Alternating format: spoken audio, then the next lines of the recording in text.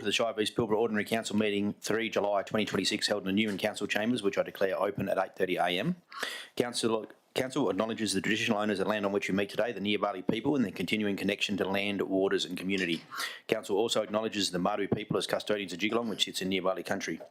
Council pays its respect to all elders past, present and emerging.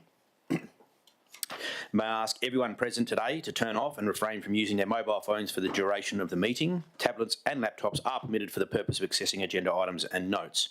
I advise all those in attendance that this meeting is being audio recorded, which can be accessed by members of the public, media, and council members should refrain from making any defamatory statements. The meeting is also being live streamed, a recording of which will be available on the Shire's YouTube channel and website. Members of the public are advised that anyone who has an application lodged with the Shire v Pilbara must obtain and should only rely on written confirmation of the outcomes of the application and any conditions attaching to the decision made by the Shire v Pilbara in respect of the application. The attendance by electronic means has been received from Councillor Bear, Councillor McWhirter-Brooks and Councillor Ball, which are approved as me as Shire President presiding this meeting in accordance with Regulation 14C of the Local Government Administration Regulations of 1996.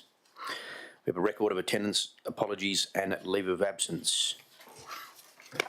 For 3.1, 3.2 nil apologies and 3.3 leave of absence, we have Councillors Chapman, Cooler and Landy have applied for leave of absence for today's meeting.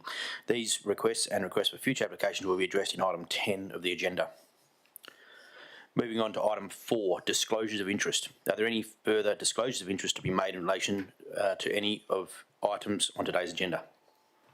Yep, I've got a disclosure of interest on item 17.3.1 and I will leave the room and not take part of the conversation. Thank you. Any others? Thank you. Item 5, declaration by council members to have given due consideration to all matters contained in the business paper before this meeting. So I would like to ask all council members present and to make their declaration. Councillor Peter Bear.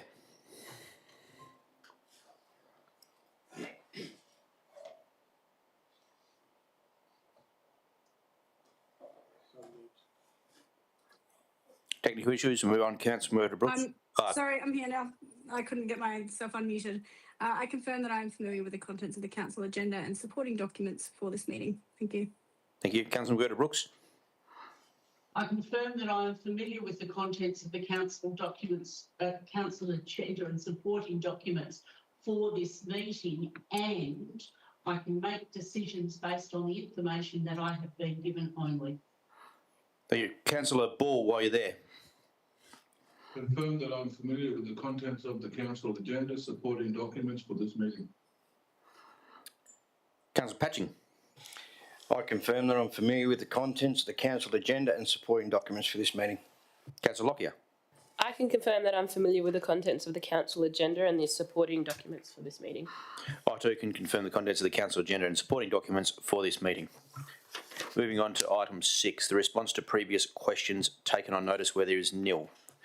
Item 7, there is nil questions by members for which due notice has been given. We are rolling into item 8, public question time. So the following questions has been received from Michelle Speck from Oasis, who is attending this portion of the meeting via Microsoft Teams. Good morning, Michelle. I invite you to present your questions to council, please. Good morning. Thank you very much for the opportunity to talk today. I'd like to say thank you to the Shire President, councillors, the CEO, Shire staff and fellow ratepayers present. My first question for today is in regards to fairness and proportionality regarding the rates that are proposed to increase for the 2027 financial year. The GRV transient workforce accommodation category is being increased by 65% for the 2027 financial year. For Oasis, that represents a $120,000 increase in 1 year. Currently in that category, there are 30 ratepayers, and as per some published documents on the Shire website, these 30 ratepayers will be providing an additional $11.66 million to the Shire by the increase in the rates this year. That represents approximately $386,000 increase each. Obviously, someone is paying a little bit more than Oasis is, hence the change. Since 2020/21, Oasis has had an increase of rates of 303%. As you all likely know, we are a privately owned business accommodation facility just outside of Newman. With the proposed model disproportionately targeting a very small number, I beg your pardon, of accommodation providers to fund a substantial proportion of the Shire's revenue base. Our question is, have you considered moving the increase in the rates lower? We don't disagree with rates needing to be increased. However, we are questioning that high increase. Now, I'm unsure, do I keep asking my additional questions or is there an answer time? Yeah, sorry, Michelle. I have a response that has been provided by the administration. So for each of your questions, in which you have 3, so I'm happy to respond with the answer to that question, if you'd like. Yes, please. Sure. The proposed increase needs to be understood within the context of Council's broader rating strategy, statutory obligations and multi-year realignment of the TWA category. These adjustments reflect a deliberate shift to better align the contribution from high-intensity accommodation with the true cost of infrastructure and service demand, rather than a one-off or targeted increase. Council is required by law to impose rates sufficient to meet the budgeted financial requirements for the delivery of services, infrastructure renewal and community facilities. Council notes Oasis's claim is not a mining camp and that Oasis should not have to pay the same amount as other mining camps. For clarity, TWA rating category is not limited to mining camps. Planning and building approvals granted for the Oasis development were for a TWA, not a commercial hotel operation. Oasis, in its submission, concedes it operates as a commercial accommodation business accessible to the public. This is not reflected in the Shire approvals. Oasis' submission itself confirms the significant scale of the facility, including over 800 rooms across multiple accommodation types. It's a high-capacity operation accommodating a larger volume of transient workforce occupants on a continual basis. The intensity of the use is a primary consideration in determining classification. Council emphasises that rating classification is not determined solely by zoning, infrastructure style, booking channels or whether the business is open to the public. Rather, it is based on the overall impact of the land use, including occupancy levels, turnover and demand placed on Shire infrastructure. In response to comparisons with hotels and motels within the district, Council notes that while there may be similarities in services offered, the capacity, density and volume of occupants at Oasis are greater than a typical hotel or motel operations and therefore not directly comparable. Occupants of these facilities are generally not ratepayers. As a result, the cost of infrastructure and service provision must be recovered through a property category that generates demand. Differential rating is expressly permitted to ensure equity across land uses to align the contributions within impact.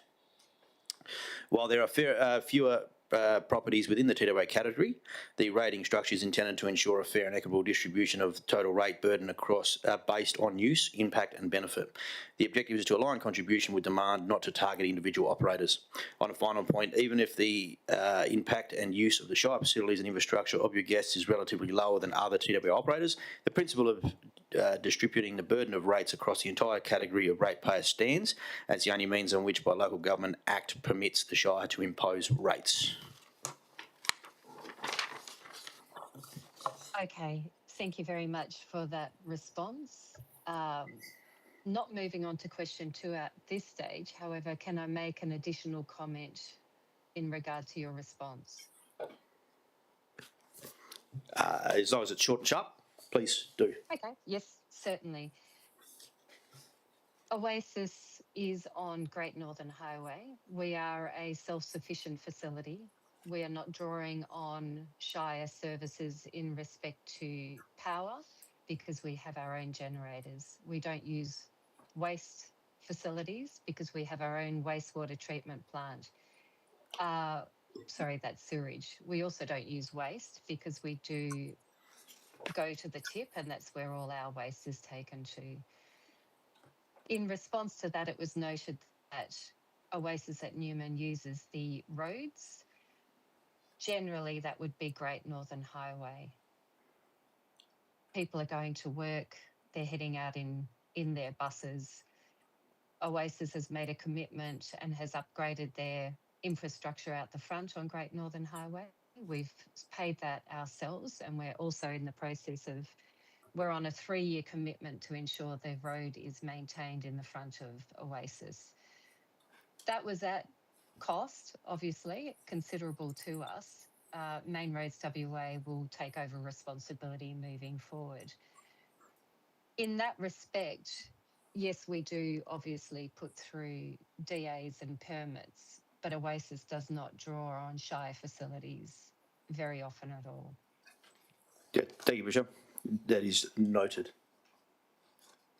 Question number 2, evidence and analysis is what this is based on. Given the scale of the proposed increase, we request further detail regarding benchmarking undertaken against comparable local governments, alternative revenue measures considered, expenditure controls and efficiency measures assessed, broader rating models considered prior to imposing a significant increase on a limited number of TWA ratepayers, and the financial analysis relied upon in determining that the proposed increase was necessary. The proposed TWA differential rate of 0.2232 is more than 3 times the GRV residential and GRV non-residential rate of 0.0729. The proposed model disproportionately targets a very small number of accommodation providers to fund a substantial proportion of the Shire's revenue base. And I know you have touched on some of the answers from question 1 in this, but could I have your response, please? Sure. Council notes your submission selective reference to rates applied by the Shire of Ashburton and of Town of Port Hedland. The complete comparative data across the Pilbara region shows that TWA rates vary across the region, with 0.1305 in Port Hedland, 0.19365 in Ashburton, and 0.223179 in Karratha for the financial year 2025 to 2026. This data shows that each local government adopts a rating structure aligned to its own financial requirements, asset base and service delivery obligations. A direct comparison of the single rate in the dollar does not fully reflect the overall rating, effort or cost to serve. Council's approach includes consideration of neighbouring local governments, alternative revenue measures, expenditure controls and efficiencies. Thank you.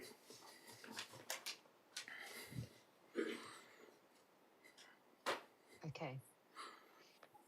Question number 3 is in regards to the financial position of the Shire.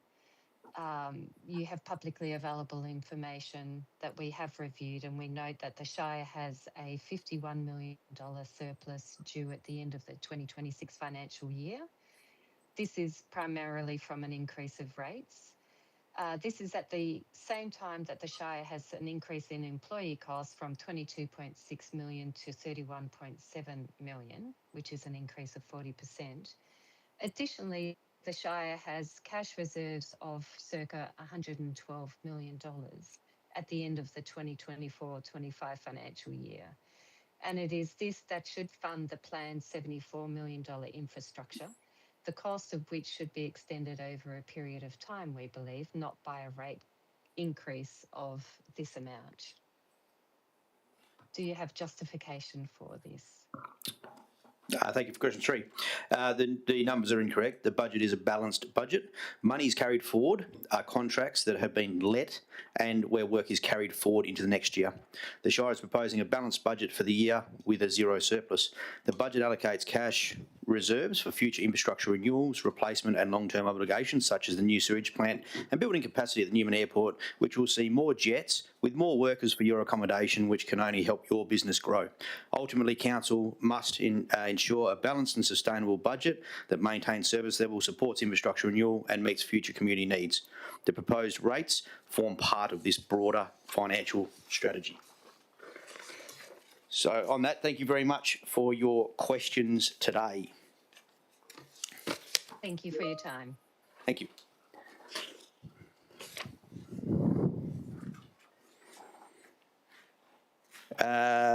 If there are any further questions from the public gallery, is there any further questions from the public gallery? Thank you. Item 9.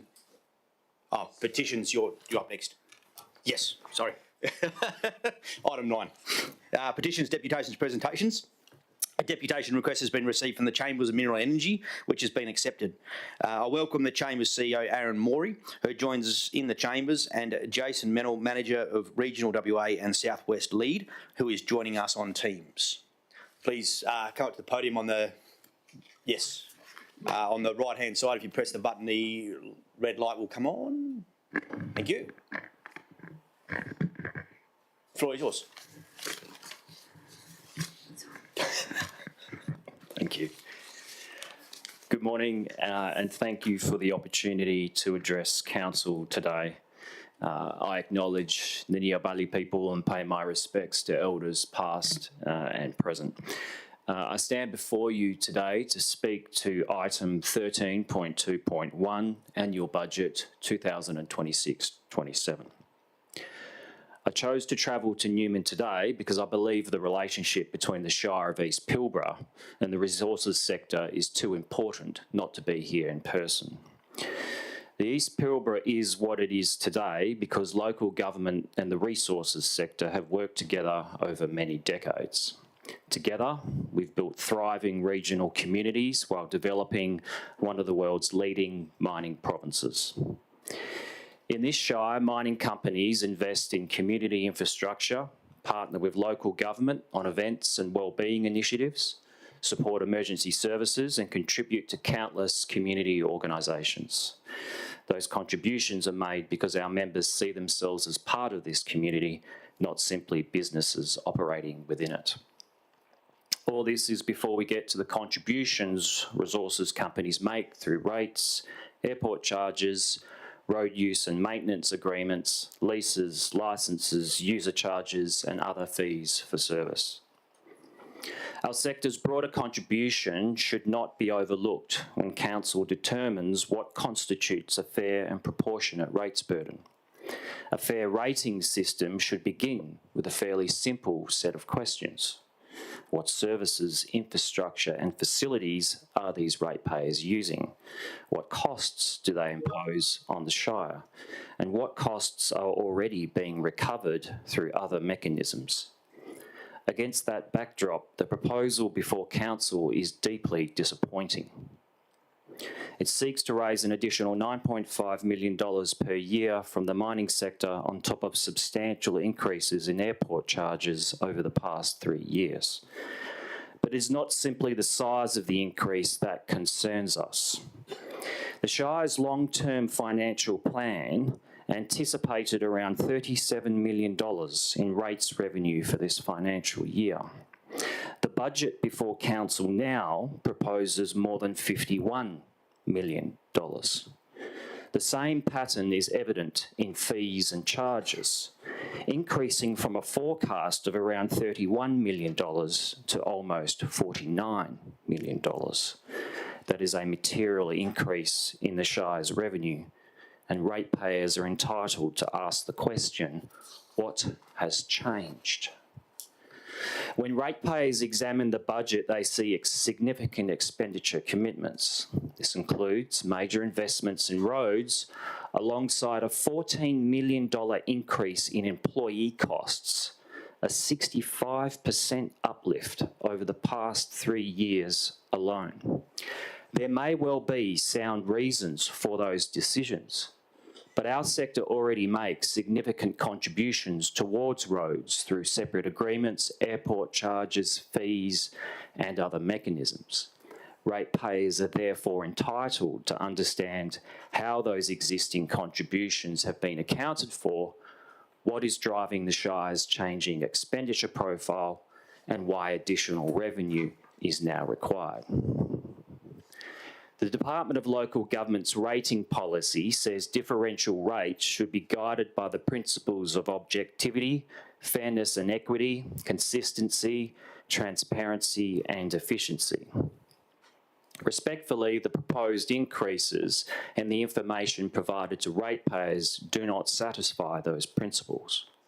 They do not adequately explain how existing financial contributions have been accounted for before seeking additional revenue from these same ratepayers. Nor do they adequately explain how the proposed charges relate to the services provided, or why such a significant departure from the Shire's own long-term financial plan has become necessary. At a time when households and businesses are facing significant cost pressures, local government is not exempt from the need for financial discipline. Like every organisation represented in this room, Council has a responsibility to manage expenditure carefully, make difficult decisions about priorities, and ensure ratepayers receive value for money. Mining companies make decades-long investments. They need confidence that governments at every level are equally committed to long-term thinking and responsible financial management. Confidence takes years to build, but it can be lost very quickly. The resources sector is not asking for special treatment.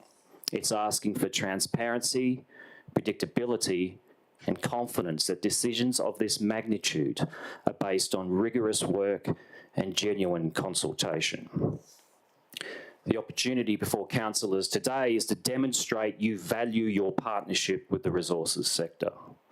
I ask council to reject these increases, engage meaningfully with industry, properly account for the significant contributions already made, and return with a proposal that is evidence-based, proportionate, and sustainable.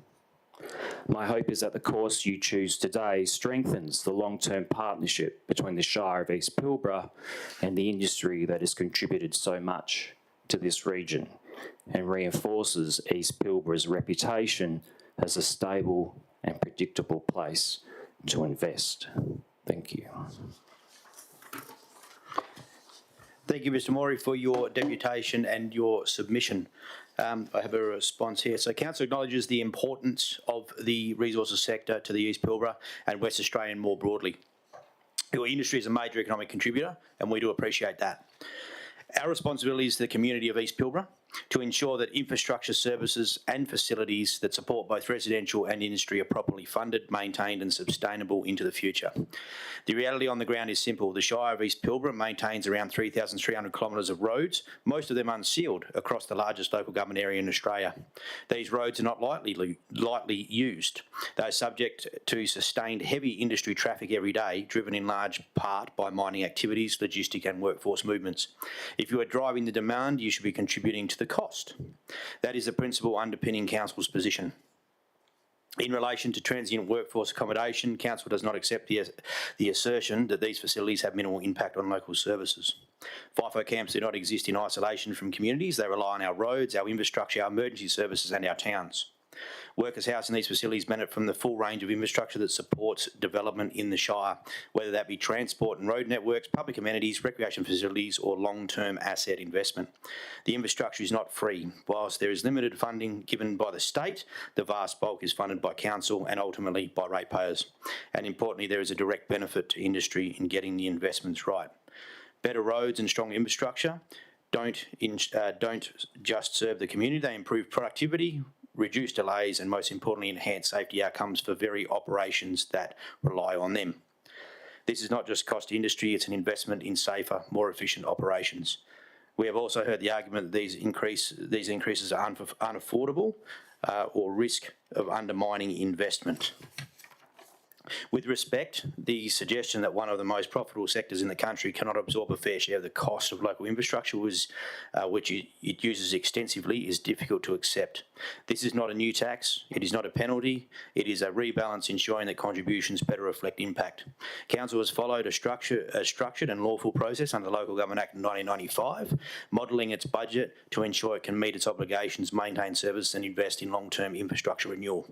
We are not setting rates in isolation, we are setting them to keep the Shire running and provide safe infrastructure our community and industry partners expect us to provide. We also reject the implication that the proposal lacks transparency or fairness. Council publicly advertised and proposed model for an extended period and received submissions from almost 2/3 of ratepayers in the TWA category. At the end of the day, Council has a job of balancing a range of competing interests. But one thing we will not do is shift the burden of industrial scale infrastructure demand on our residents.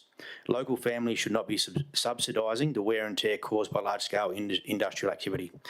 The East Pilbara's unique environment, the scale, the distances and the intensity of activity here are not comparable to other local governments, and our rating decisions must reflect that reality. We acknowledge the ongoing contributions of the resources sector to the region, but contribution alone does not offset cost, nor does it remove the need for a fair and sustainable rating system. Finally, Council notes the elements of the proposal are subject to ministerial approval, and that process is continuing to receive independent scrutiny. We expect the outcome before much longer. In closing, Council remains open to constructive engagement, but will continue to make decisions in the best interest of the community. Thank you.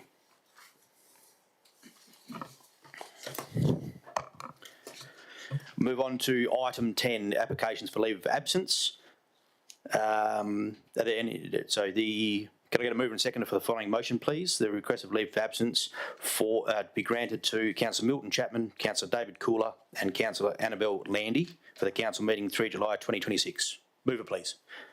Councillor Lockyer, seconder, Councillor Patching, thank you. I now put that to vote, please. All in favour? 6-4, none against, is carried. Thank you. Moving on to item 11, the confirmation of minutes of previous council meetings held on 29 May 2026 have been circulated and published on the Shire's website, where the officer's recommendation reads that the ordinary and confidential minutes of the ordinary council meeting held on 22nd May 2026 and the special council meeting held on 29 May 2026 and as published on the Shire website and council report will be confirmed as true and correct records of proceedings. A mover, please. Yep, Councillor Lockyer, thank you. Councillor Bear as a seconder. Is there any changes that councillors are seeking? Nope. All right, those in favour, please. Show of hands. 6-4, none against. Thank you. Moving on to item 12, members' reports. Council members' written reports have been included in the minutes. Are there any further members' reports for this meeting? Councillor Bear. Yes, week before, the Pilbara Country Zone meeting in Perth. That is a meeting of the 4 Pilbara local governments, Port Hedland, Karratha, Ashburton and the East Pilbara. And it's an opportunity where we get to talk about what's happening in our region, and Anthony and I attended. Along with Steve, and it was really good opportunity again to connect up with the CEOs and councillors from those other regions, because we do have a lot of similarities in that advocacy space, and I think there's still a lot of collaborative work going on in that space and expecting it to continue. Otherwise, I don't think that there was anything particularly notable from the meeting, but I believe the minutes have been distributed. Mm-hmm. Yep. Cool. Thank you. Anybody else for members' reports? Councillor Berta Brooks. Oh, no. No. Councillor Paul. Yeah, that was, I attended the NAIDOC thing at the rec shed last Tuesday, was it? And yeah, that was a pretty good turnout. Excellent. Thank you. Councillor Berta Brooks. Yes. excuse me, just a sec. Right. I attended.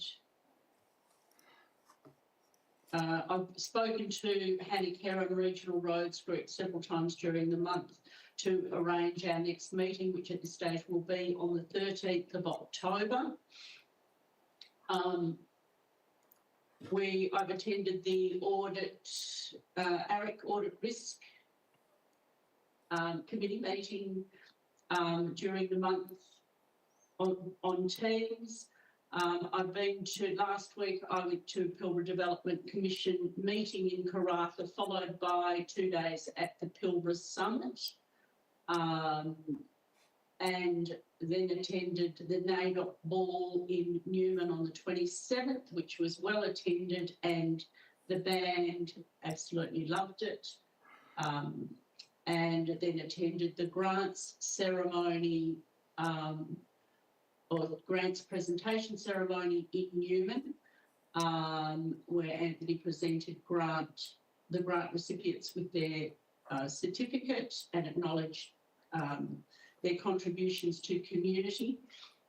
Since then, I got roped into representing the certificate for the Marble Bar Race Club to the President Eugene Crawford. That happened yesterday, but we'll get Anthony to present it to him for a Shire photo up here when you come up for the races, please, Anthony.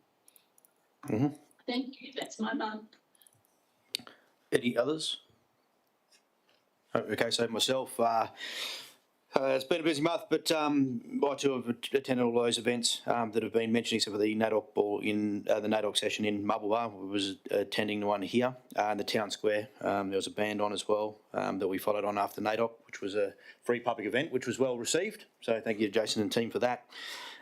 Steve and myself also attended, and along with Nick, attended the AMCA delegation to Canberra last week for the Australian Mining Cities Alliance, where it's a lobbying body that are all for mining cities across the country, where there are several members that are impacted by the mining and resources sector. The main advocacy piece around that is the support that we councils provide for what we call ghost populations, which are those fire in, fire out people that utilise our facilities and our infrastructure. So it's about understanding the numbers being captured appropriately during this upcoming census, that those people that do use our facilities are captured in that, and we do receive the remuneration accordingly to service those people for our infrastructure, etc. Along with that is also housing and all the other challenges that come with mining operations in remote regions and trying to get a fair share from the federal government. So I think we had 7 or 8 meetings with ministers, which is very beneficial. That being said, we now move on to item 13, which is the on-block decisions. So the council resolution that the opposite recommendation for items, so under executive is 13.1.2, the new policy, privacy and responsible information sharing policy, 13.1.3, the new policy, legislative compliance policy, 13.1.4, the policy review, council member travel policy, 13.1.5, the policy review minor variations, 13.1.6, the policy review for statement of business ethics. Under corporate services, 13.2.3, the policy review rating exemptions and waivers, 13.2.4, the policy review debt, 13.2.5, the policy review financial reserve policy. Under regulatory services, 13.3.1, the policy review relocated dwellings policy. Under infrastructure services, the 13.4.2, the policy review subdivisional development policy. 13.4.4, policy review plant replacement, be adopted en bloc and the remaining agenda item be dealt with separately. And 2, authorise the Chief Executive Officer to make minor corrections to policies as required.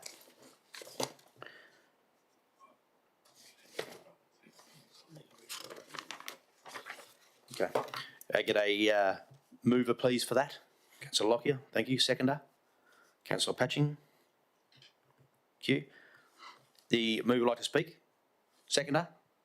Anybody else wish to speak? All those in favour, please show of hands. 6 for and none against is carried. Thank you. Moving on to 13.1.1, the annual report of council member training.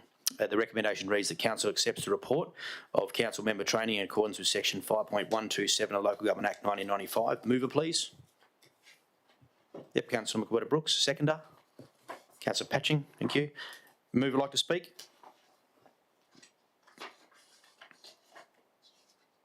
Nothing to add, thank you. Thank you. Councillor Patching. Seconder. Nothing to add. Thank you. Anybody else wish to speak? Show of hands, please. All those in favour? 6 for, none against. It's carried.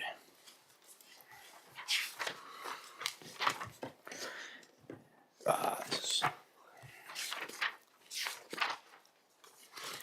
13.1.7, the Community Grants and Sponsorship Program proposed program changes.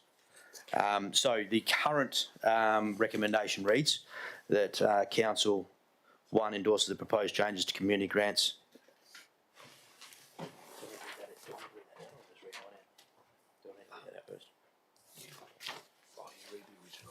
Okay. Yep. Sure. So the current recommendation reads that Council 1 endorses the proposed changes to Community Grants Sponsorship Program. 2 supports development of a draft Community Grants policy and Community Grants guidelines to support the changes and be submitted for approval at the 31 July 2026 Council meeting. So I've got a alternative motion that I put forward. Which one endorses the proposed changes to which is up on the screen, endorses the proposed changes to Community Grants Program, with the exception that applicants seeking in-kind funding facility hire fees are not required to demonstrate financial need as a condition of eligibility or assessment. 2, supports the development of a draft Community Grants Policy and Community Grant Guideline to give effect to the endorsed program changes and be submitted for approval at the 31 July 2026 Ordinary Council meeting. 3, supports the establishment of a cap on in-kind support for facility hire fees and limits organisations to 1 application per financial year for support. And 4, authorise the Chief Executive Officer to develop an appropriate cap for facility hire, fee support and present a recommendation to Council for consideration at 31 July 2026 Ordinary Council meeting. So a bit of reasoning for this is that whilst Council supports the broader improvements proposed, the alternative motion removes the need for community organisations to demonstrate financial need when seeking in-kind support for a facility hire. Instead, a cap on facility hire fee support and a limit of a one-off application per organisation per year will provide a fair and equitable way to manage increased in demand and distribute available support across a greater number of community groups. Authorising Chief Executive Officer to recommend an appropriate cap will ensure Council can make an informed decision based on demand, facility use and the objectives of the revised Community Grants Program. So, if I can get a seconder please to the proposed change motion. Thank you, Councillor Patching.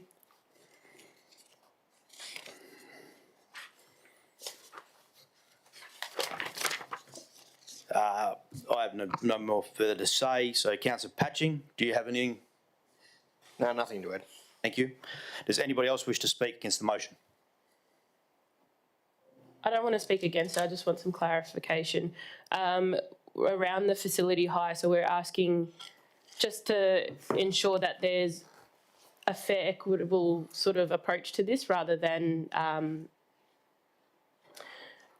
stopping certain associations or whatever, just going for the maximum limit each time. Is that what we're doing? Correct. So the whole proposal around it is that the reason I raised this is because I feel that it's got to be fair for everybody. I think we should be contributing to community groups and not-for-profits, including those sporting communities, but the people that go for the cap, the largest cap all the time. Hence the reason I put in there for the CEO to make an amount that they deem fit within the organisation, being on, existing applications and what that amount equates to, that's fair and reasonable for everybody. Some of them are, significant 20, 30 odd grand a year. Obviously that's unsustainable, but also trying to ascertain the financial viability of clubs and the sustainability would incur significant amount of work for Pippa and her team and the wider administration. If it's capped, it's fair, it's a one-off, and everybody's able to apply for that in kind, is the reason why I've done that. Okay, and that figure is going to be placed in the policy for next council. Is that correct? That is correct. Yes. Okay. So the motion's putting forward that Stephen, as the executive CEO, and the team will work out what that figure is and put that figure forward to us at 31 July council meeting. Okay. Yeah. Cool. Any other questions or queries? Thank you. I shall now put this to vote, please. All those in favour? Thank you.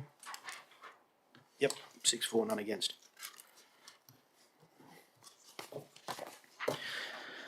The 13.1.8, the proposed sublease Heli West and Rotor West, where the recommendation reads that Council 1 notes that Rotor West Proprietary Limited has been operating from lease area 10 at Newman Airport for at least 5 years without council approval and seeks to formalise a 10-year arrangement. 2, subject to ministerial approval under Section 18 of the Land Administration Act 1997, approves the sublease between Mint Aviation Proprietary Limited and Rotor West Proprietary Limited over a portion of the Airport Reserve 44775 known as Lease Area 10 for a term of 5 years, 31 August 2026 to 30 August 2031, subject to the terms of the head lease. 3, authorise the Chief Executive Officer to execute a deed of arrangement agreement with Mint Aviation Proprietary Limited and Rotor West Proprietary Limited to give effect to the sublease. And 4, authorise the Chief Executive Officer to approve minor variations to the sublease if required in accordance with the Council's minor variations policy. Can I get a mover, please? Councillor Patching, thank you. Seconder, Councillor McWhirter-Brooks. The mover like to speak? Nothing to add. Thank you. Councillor McWhirter-Brooks? Nothing to add. Thank you. Does anybody else wish to speak on this one? Show of hands, please. All those in favour? 6-4, none against. It's carried. 13.1.9, the award of tender RFT 2020-2025/26 Key Workers Accommodation Program. The Office of Renovation reads that Council 1, subject to the adoption of the 2026-27 annual budget, award tender RFT 20-2025/26 for Key Worker Accommodation Program to Calson Proprietary Limited trading as Wabi for the tendered price for the core funded scope as detailed provided in confidential appendix 2 to this report. 2, notes that the tender includes separable portions. 1, which is Newman modular units, which is subject to the external funding and is not included in the initial contract award value. 3, authorise the Chief Executive Officer to A, finalise and execute a contract between the Shire of East Pilbara and Calson Proprietary Limited trading as Wabi for the core funded scope only. B, exercise the option to include separate portion 1 subject to funding being secured and in accordance with the contract. C, approve any minor contract variations in accordance with the Council Minors Variation Policy. And D, apply the common seal of the Shire of East Pilbara as required. And 4, pursuant to section 5.234C1 and 2 of the Local Government Act 1995, that appendix 2 to the report be withheld from publication as a confidential document. Can I get a mover, please? Councillor Patching, thank you. Seconder, Councillor McWhirter-Brooks. The mover like to speak. I'd just like to add that I think it's a good idea to utilise available space, given the lack of it. Thank you. Councillor McWhirter-Brooks. Yes, I thank officers for their efforts in this move in putting in some more modern and up-to-date safe accommodation for our staff, particularly at Marble Bar and Nullagine. The single persons quarters, while they are adequate, they're not suitable for long-term accommodation for which they're being used. And they are so substandard to donga accommodation that would be used for short-term accommodation elsewhere.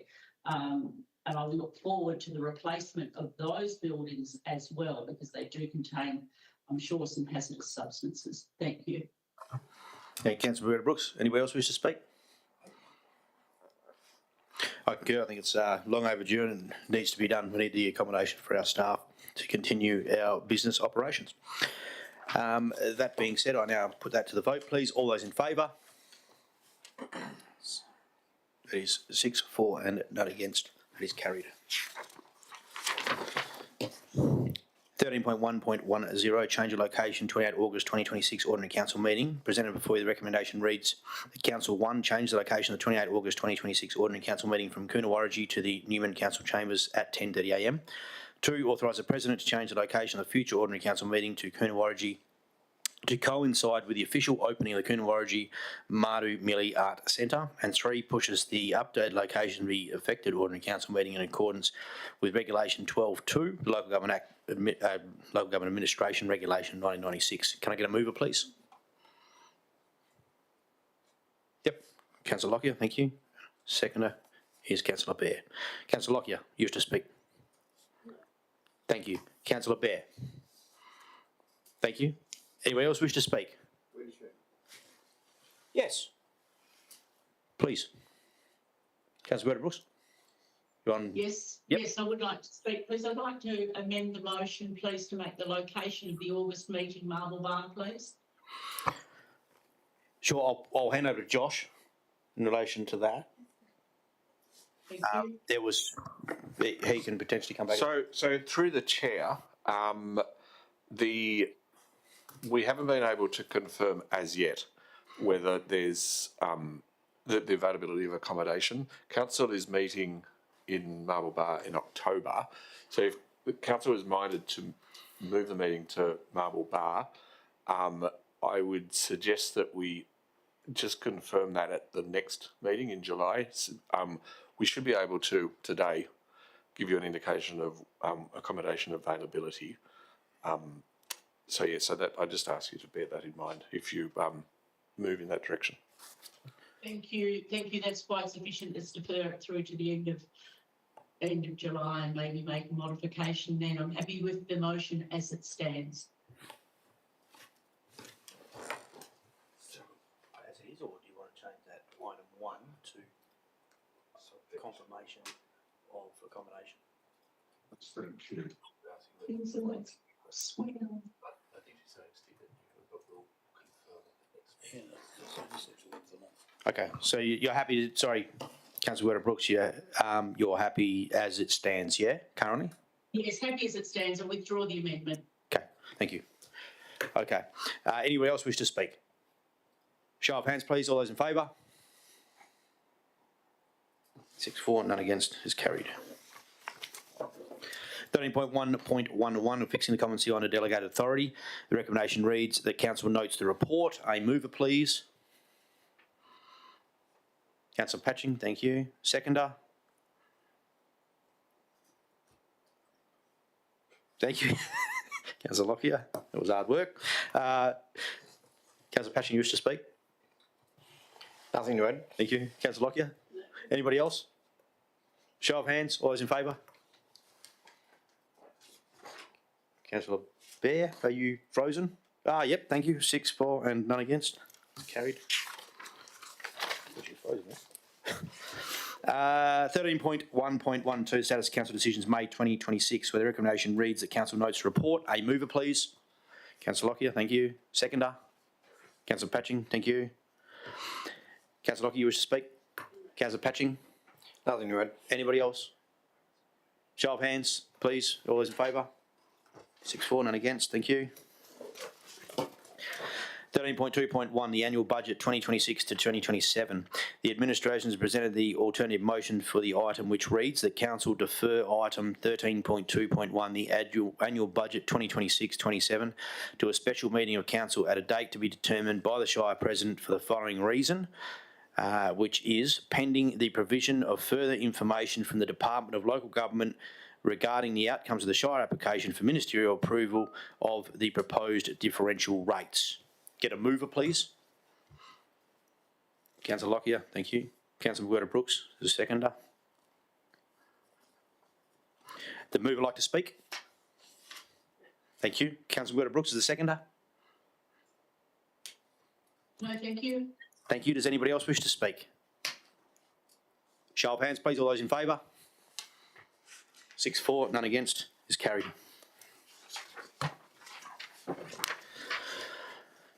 Mover and seconder, please, for the council rating strategy 26-2031 for 13.2.2, where the office recommendation reads that Council 1 adopts the Shire of East Pilbara Rating Strategy 2026-2031 as attached to this report as Appendix 1, and 2, authorise the Chief Executive Officer to make minor administration and presentational amendments and to publish the strategy on the Shire's website. Move it, please.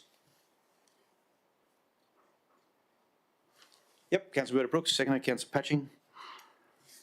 Thank you. The mover like to speak, Councillor McWhirter-Brooks. Nothing to add, thank you. Thank you. Councillor Patching. Nothing to add. Anybody else? Show of hands, please. All those in favour? 6-4, none against. It's carried.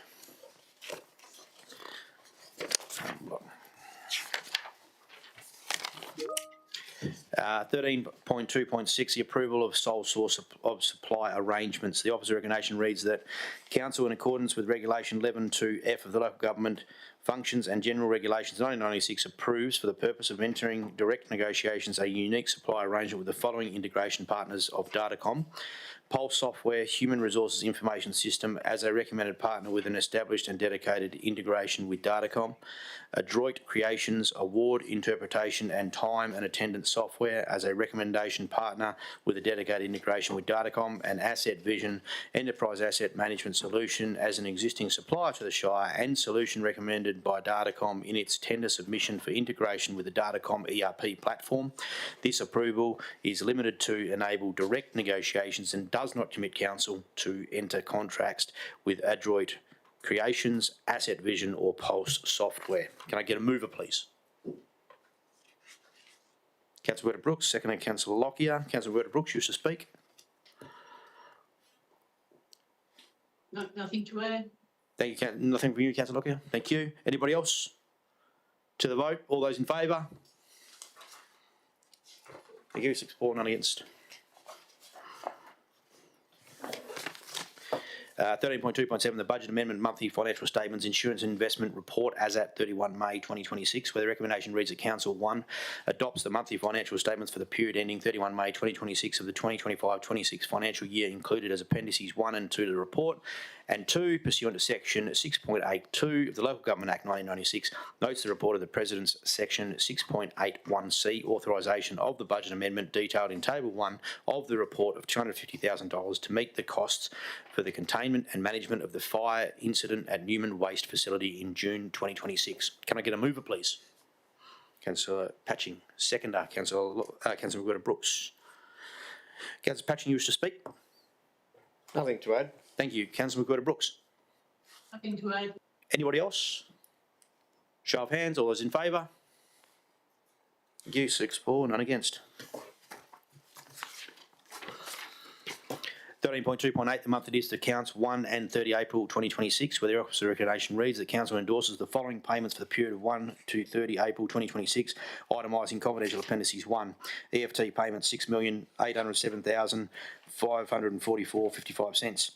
MasterCard $23,753.40. Fleet cards $9,001.87.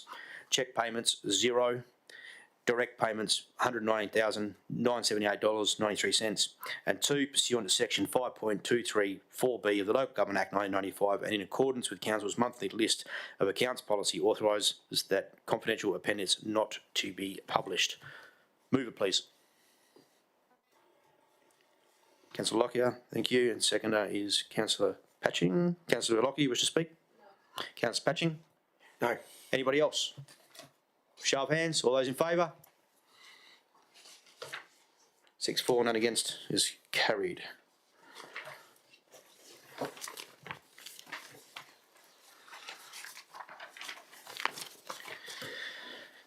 Uh, 13.4.1, the award of RFT 30-2025/26 unsealed roads resheeting work separable portions that Council 1, subject to the adoption of the annual budget 2026-27, awards separable portion 1 of the tender RFT 30-2025/26 for the unsealed roads resheeting works Jigalong Road to East Pilbara Earth Moving Proprietary Limited for the tendered lump sum price providing the confidential appendix 1 to this report.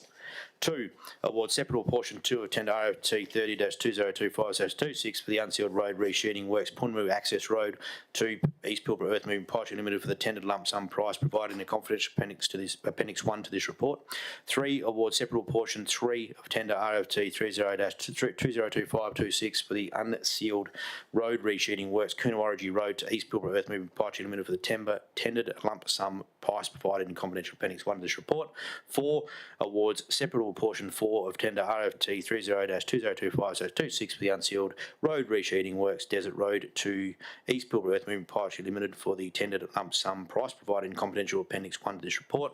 5, notes that East Pilbara Earth Moving Pipestry Limited offered cost efficiencies if they were awarded all 4 separable portions. These savings and the impact on the tendered price is detailed in the confidential Appendix 2 of this report.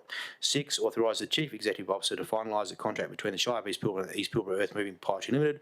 7, authorise the Chief Executive Officer to approve any minor contract variations in accordance with the Council's minor variations policy. 8, notes pursuant to section 5.234C1 and 2 of the Local Government Act 1995, the confidential appendices 1 and 2 of the report will be withheld from publication as a confidential document. Can I get a mover, please? Councillor Patching, thank you. Seconder, Councillor Lockyer. Councillor Patching, you wish to speak? Nothing to add. Thank you. Councillor Lockyer. Thank you. Anybody else? Yes, please. Yes, please go ahead. Councillor McGoodry-Brooks. Thank you. I just want to thank administration for having the specifications and the planning for these projects ready to go when funding is available. So that's the government funding contribution coupled with our rates funding and internal contributions to our road maintenance network. For your information, it's important that we spend this money as it becomes available from government and we make our contributions to it, because if we don't spend it, then as a region, we lose local government road funding.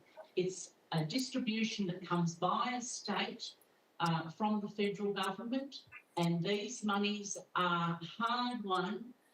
And if we don't spend it, we don't get it next year, we're penalised. So thank you very much for having shovel-ready projects on the go. Good luck to the contractor.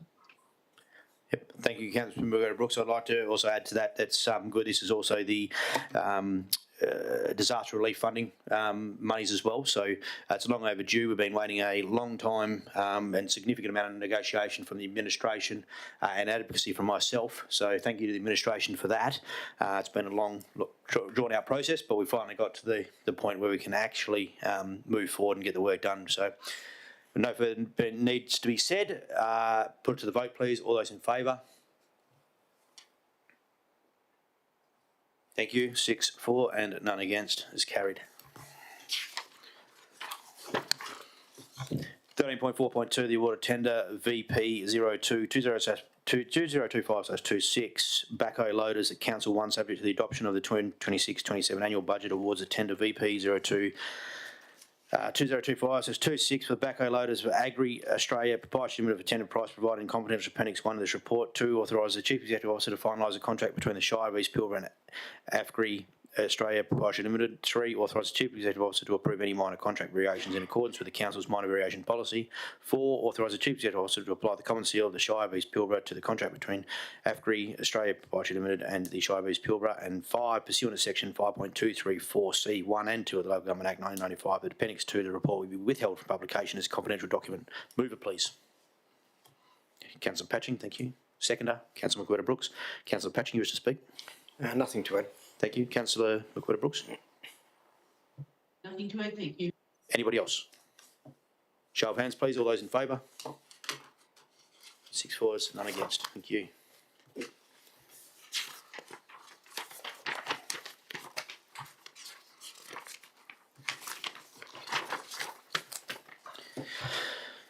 Uh, 14.1.1, the minutes of the Audit, Risk and Improvement Committee meeting, 17th June 2026, where the Office of Recommendation reads that Council notes the unconfirmed minutes of the ordinary meeting of the Audit, Risk and Improvement Committee held on 14 April 2026 as pub. What, in June? 17th of June 2026. No. As published on the Shire's website. Can I get a mover, please? Patching, thank you. Seconder, Councillor Bear. Councillor Patching, you wish to speak? Nothing to add. Thank you. Councillor Bear. Anybody else? Show of hands, please. All those in favour? 6-4, none against. Is unanimous. Move on to 15. Motions for which previous notice has been given. There's nil. 16. There's nil business of an urgent nature introduced by decision of council. Item 17. Confidential matters behind closed doors. Council members, may I please have a move and a second to that item. 17.1.1. Proposed deed of agreement Marble Bar Airport. 17.2.1. The request to write off outstanding debt. 17.2.2. The application for rates waiver. 17.3.1. The State Administrative Tribunal Notice CC 507-2026 and DR 90/2026 Newman Club Incorporated versus Shire of East Pilbara of the agenda be dealt with behind closed doors in accordance with section 5.234A and B of the Local Government Act 1995. Move it, please. Councillor Patching. Seconder. Councillor McWhirter-Brooks. I shall now put this to vote, please. All those in favour? Thank you. 6-4 and none against. Righto, so I thank members for the public for their attendance and ask that you please leave the chambers in order for the council to consider the confidential matters. The live stream will be paused during the closed session. You're welcome to wait outside in the foyer if you wish and may return to the chambers after council considers the items. Otherwise, thank you for joining us today. The decision made by council in consideration of these items will be made available to the public following the closed session and will be published within the minutes of the meeting for your information. Thank you.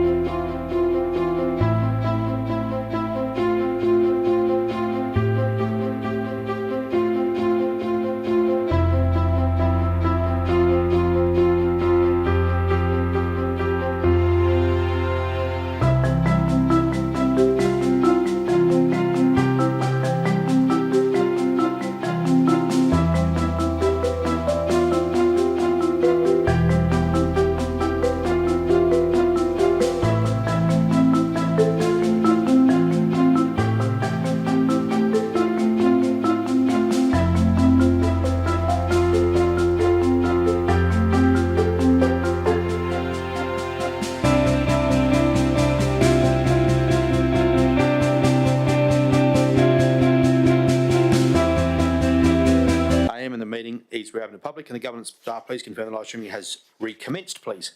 Yes. Thank you. Is there any people outside? Yeah, they're still out. Yep. Do you want to bring? Yes, please. Offer for them to come back in. Thank you. I think that we can do the rates in there. I think we missed the rates. Welcome. Thank you.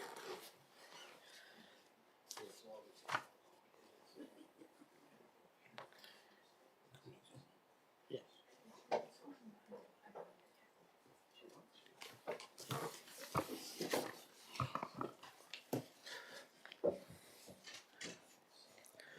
Thank you for coming back. Hopefully it wasn't too cold out there for you.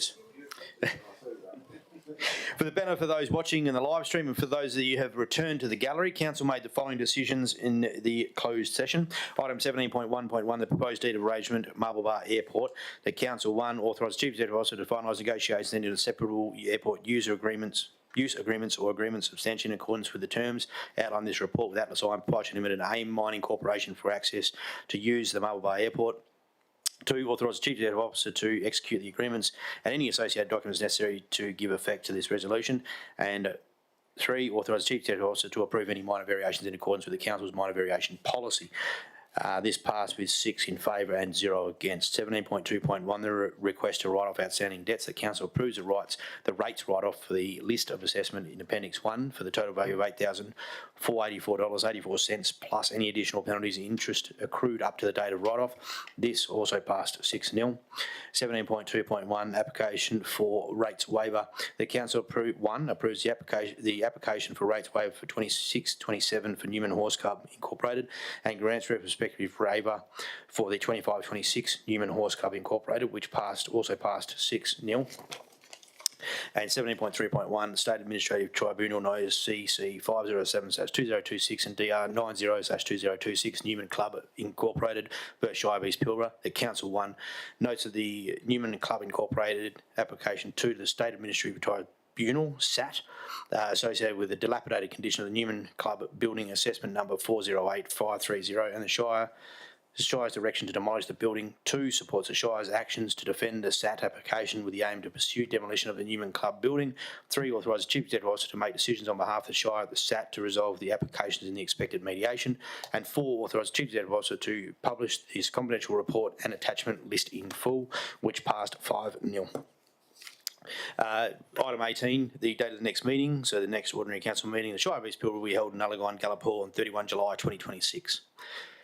And item 19, closure. There being no further business, I now declare the Shire of East Pilbara Ordinary Council meeting 3 July 2026 closed at 9:40 a.m. I'd like to thank council members, staff and those visitors for your attendance today. Thanks very much.